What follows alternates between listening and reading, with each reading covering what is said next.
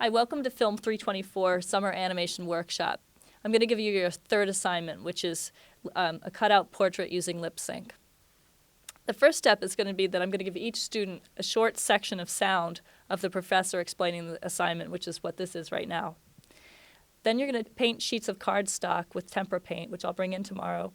And it works really well if you'll let the paint be streaky and let the colors mix.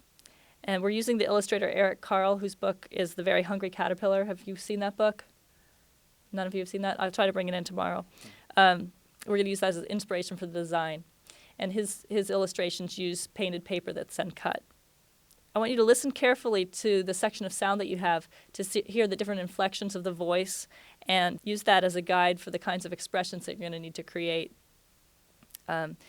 And you don't have to illustrate it literally as a talking heads. You can sort of mix other things in and use other kinds of collage elements. I want you to cut out shapes for the parts of the head and for the different elements of the face, the mouth and the eyes, for the figure that you're intending to animate. And then the background will be a larger sheet of paper. And Brad, we'll need to see how big we can zoom out to see how much of the frame we can get in with the camera at the top. Yeah, right.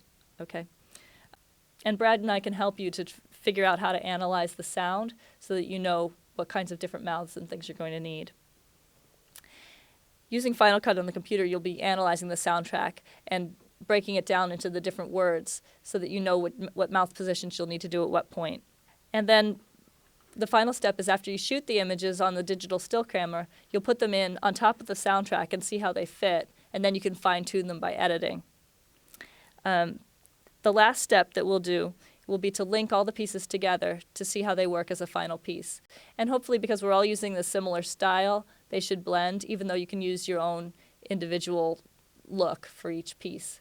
So altogether, it should turn out to be an okay assignment. And Brad and I will be here to help you. Do you have any questions?